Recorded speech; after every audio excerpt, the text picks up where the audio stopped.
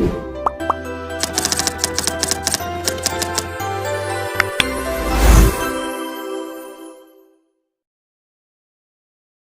day everyone. Today we will learn about one important thing part of primary healthcare or PHC, and that is locally endemic disease control.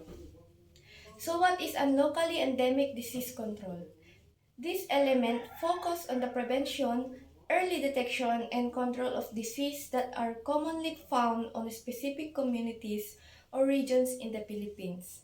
Endemic. When we say endemic, sakit nga kanayon nga identify sa nga lugar, so nga kailangan tayong maamuanon nga dagitoy tapno maiwasan ken makontrol para ti pagsaatan ti salon at tayo. Common local diseases in the Philippines. Dengue, a mosquito-borne virus infection caused by the Aedes aegypti mosquito. Ito'y kat maala tayo ti kagat ti maysa nga lamok, dito nga lamok kay kulay black and white, nga kasla zebra ti stripes na. Key signs: sudden high fever, bigla nga pagbarat ti bagi tayo. Severe headache, sobrang nga pinagsakit ti ulo, kasjay. Muscle and joint pain.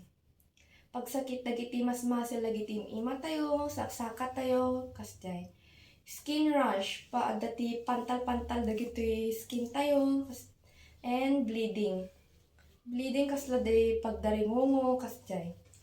Complication: dengue hemorrhagic fever or DHF, which can lead to shock death if untreated.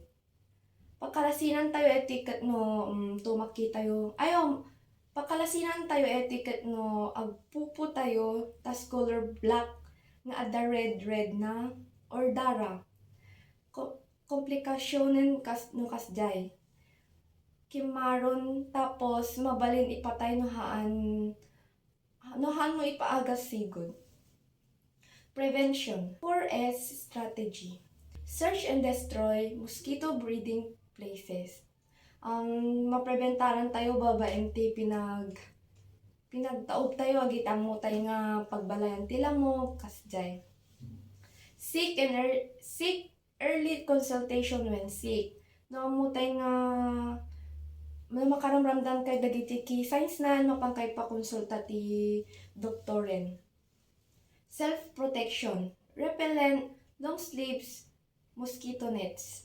Deti kat pinagrespeto tayo ti bagbagi tayo. Repellent no aglotion tayo ti kasla koma off lotion. Ken agsuot tayo tagiti naatid dog agiti long sleeves. Ken no maturog tayo kumano mabalbalin agikabit tayo ti mosquito nets. Say yes to fogging during outbreaks. Dito kat pumayag tayo lata kumano at dati ag-fog yan ti lugar tayo, lalo no kangronaan na, kasjay. Next is malaria, a parasite disease transmitted by the bite of the Anopheles mosquito caused by Plasmodium species. Dito kat ito yung Anopheles mosquito, makita tayo ang color brown suna or plain brown kasjay. Tas etiket di kagat na agkukos iti Plasmodium species. So nga dayto iti umunig kanya tayo nga mangdadali ayan ti blood vessel tayo or red blood vessel I mean. Tas key signs: silical fever chills, dayto kat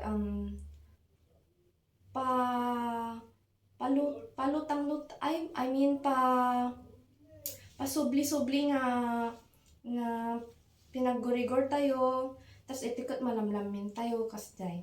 Swelling, pagkaro nga linget, kasjay. Headache, sakit ti ulo. And anemia. Eti anemia apo kat kasi di parasite nga simrek iso eto iti mangdadael like kadagiti red nga dara tayo or red blood vessel. So nga mabalin bumaba di dara tayo. So nga kukuston na nga anemia.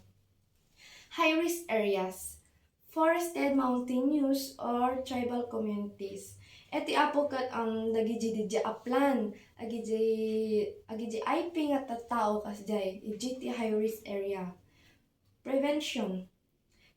Sleep under mosquito net. Eti apong mabalbalin talaga maturog tayo nga adda ti mosquito net tayo kas jay.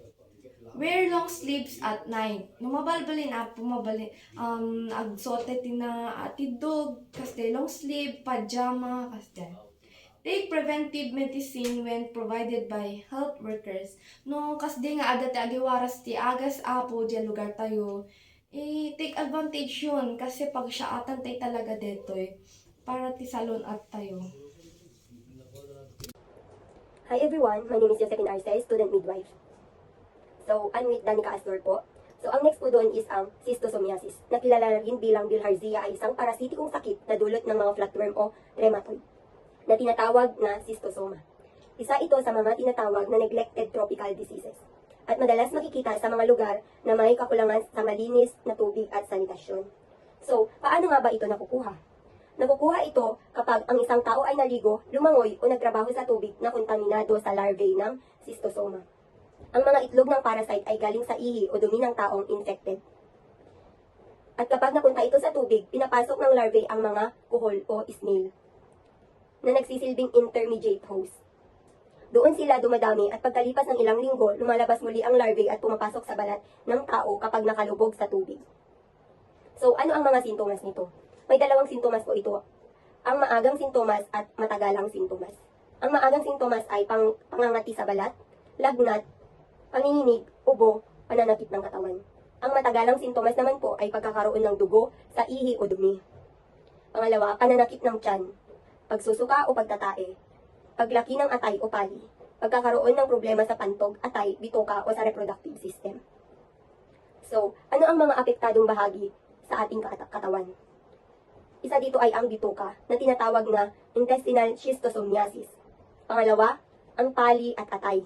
Pangatlo, ang pantog, orogenital schistosomiasis naman po ang tawag dito. At pang-apat, sa malalang kaso, maaaring umabot sa utak o spinal cord. Paano maiwasan ang schistosomiasis? Dapat natin pong iwasang maligo o lumangoy sa kontaminadong tubig. Pag-inom lamang ng malinis at ligtas na tubig, paggamit ng maayos na palikuran, pagpapakulo o pagsala ng tubig.